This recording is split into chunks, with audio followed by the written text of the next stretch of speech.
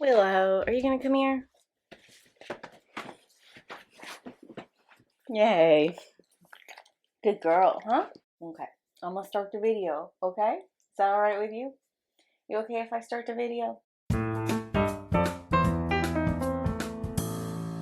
Hi everyone, it's Jessica, and I want to welcome you back to my channel. Today we're going to talk about Amazon Prime Solos, episode 4. I thought it was way too on the nose. All of these episodes have been one-act soliloquies, and they've been done this way because they were filmed during COVID restrictions, and I think they were also meant to be reflective of some of the stay-at-home, self-quarantine protocol, emotions, and self-reflection that people were doing during this time. And they were using a oblique science fiction kind of reference, with the science fiction element explaining the isolation and also explaining how we're diving into humanity helps to sort of remove us from the obvious quarantine elements going on. I'm looking at this 4th episode from an American perspective, and from the perspective of someone living in the southern USA, it was a little irresponsible of Amazon as a company to release this, given that it is available across the world, and there are a lot of places that are still really in the middle of struggling with the pandemic.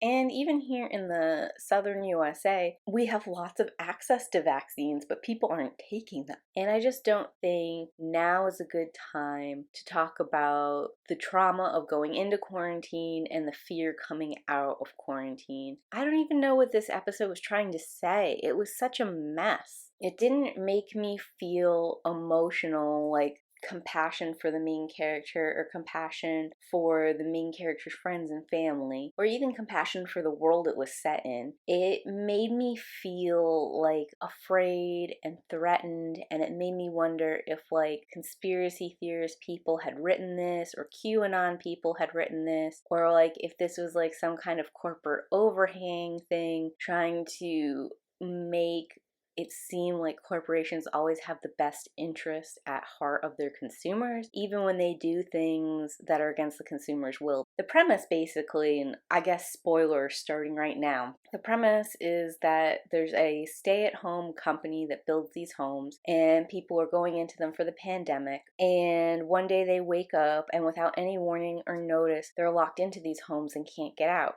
Flash forward, and now we're at a time with this one specific woman, and the stay-at-home corporation is trying to encourage her to leave and trying to explain to her that it's safe to go out. She doesn't trust the corporation since they locked her in without her consent, and now they're trying to flush her out. And she has heard stories about them forcibly removing other people from their stay-at-homes using what would seem to be pretty cruel tactics. The message is that this specific corporation is always doing what's right, and there was no critical examination of whether or not the corporation was responsible for the pandemic, which is a claim our main character makes. I think there are several issues with this episode. First, because it's just a conversation between a AI from the company, and I don't even know if it's an AI. It sounds very human. This is the same issue I had in Peg, where Peg was speaking to an AI, and the AI again there seemed like it might actually be a human person pretending to be AI. I don't know if we are supposed to believe that artificial intelligence has come this far, or that programming has come this far, that it can communicate back and forth like this, or are we supposed to believe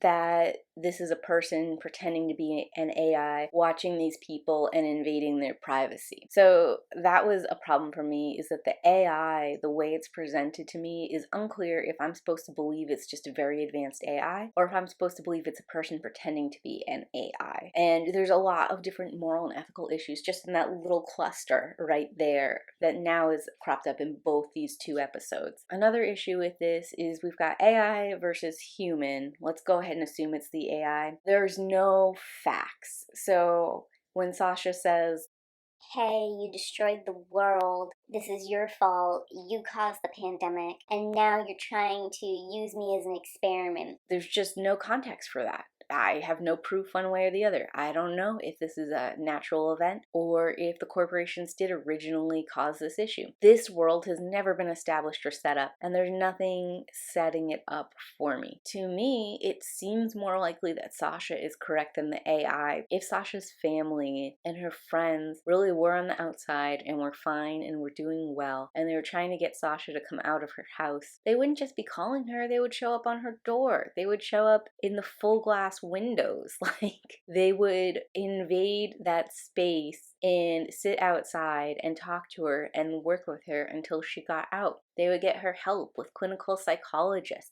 Like, you don't just give up on family and walk away from them, especially the way that Sasha is talking about her family. Like, I just can't imagine them sort of shoulder shrugging or being like, it's all we can do, and leaving her behind in a home that's going to be deactivated and that she's going to like be entombed in. I just don't see that happening. And that's the other thing that's not very clear in this episode. She's been there for 20 years and the stay-at-home program is shutting down, I guess because it's not financially viable anymore, or it's really not necessary, or they think that keeping the people in there is more harm than good. It's not really clear why today is the day they're shutting it down. If the pandemic hasn't been a problem for a decade, like the AI claims, why is today the important cutoff date? It just seems weird, and it validates a lot of issues. And the other thing too is, like, Sasha doesn't seem to like reach out to the internet or online. When she does show some videos and bring them up, the AI is like, those videos are 7 years old or 10 years old or however many years old they are. She's not gonna get new information ever. I understand like taking a break from the news cycle, it's hard. If you're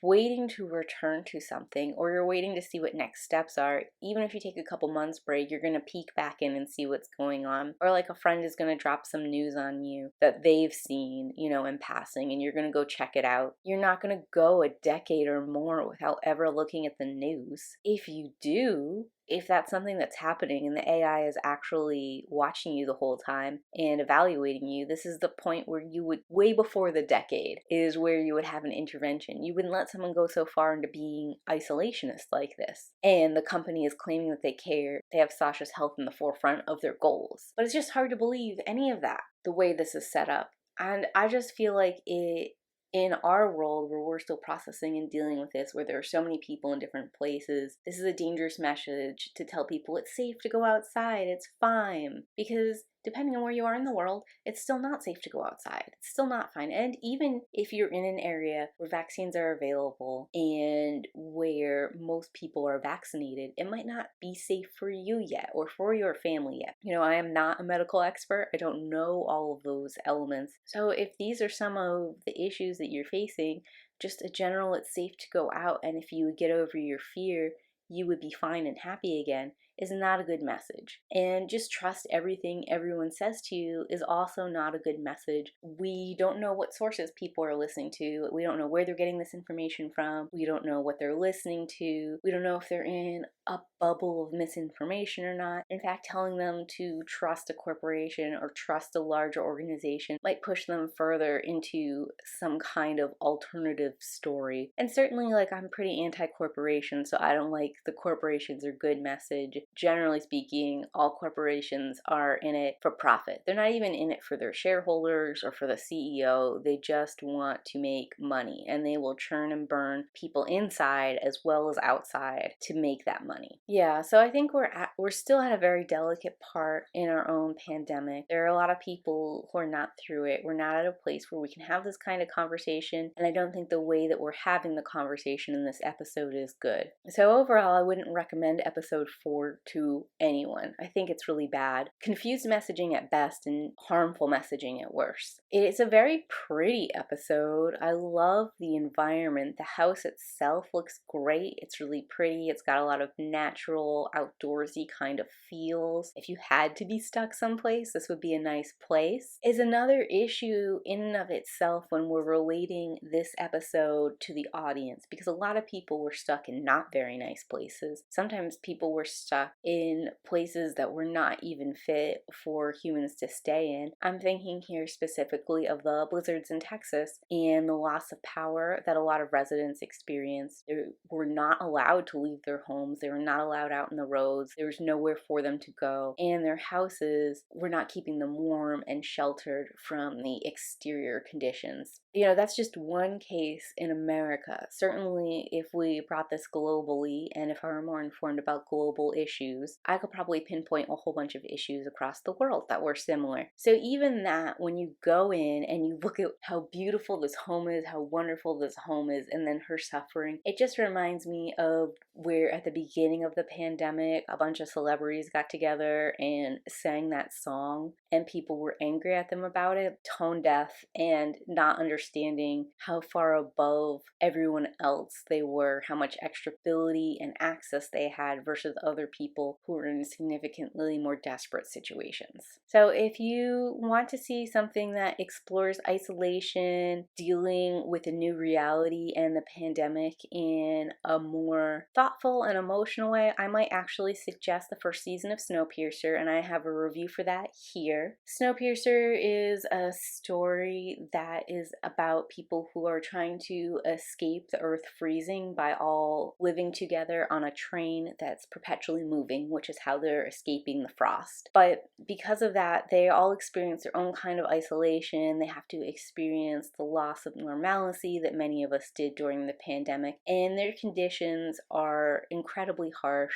So it helps to reflect an understanding for certain people who might have also been facing dire situations when they had to self-isolate. Not only is it about revolution and trying to change things for the better, but it's also about everyone in the train mourning the life they had in a different way. And since the people on the train all come from varying backgrounds and varying experiences, you get to see a couple of different people from different walks of life mourning different things in different ways. And I think it was really powerful. It came out in 2019, and I don't know if I would have liked it seeing it in 2019, but watching it in 2020 while I was going through some of the most melancholy elements of my self-isolation, it really hit a chord, and I think it might hit a chord with other viewers. And it sidesteps some of these troubling and problematic elements I'm finding in episode 4 here of Solos. I also think Solos 1 through 3 obliquely hits various issues of self-isolation, quarantine, and pandemic in a way that could be cathartic for people without being troubling. What did you think about episode 4? Did you like it? Was it your favorite?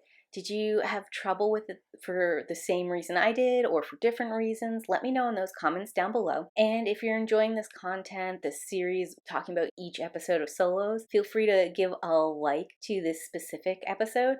And also go ahead and hit the subscribe button so you'll be notified when more episodes come out. I do weekly drops on Sundays at 1 p.m. Central Time and on Wednesdays at 7 p.m. Central Time. I did miss my last Wednesday drop, and I'm still working on that video for you guys. It's on a very sensitive and contentious topic, and I just wanted to make sure that I had all of the appropriate links and resources, as well as just double check my presentation of the information as much as possible before posting it. But it should be out coming this week sometime, and I think I'm gonna drop it as an extra video. So there'll be a Wednesday video, and then there'll be this more serious topic video sometime in the week as well. Anyways, thanks for watching, and I'll talk to you guys next time. Bye!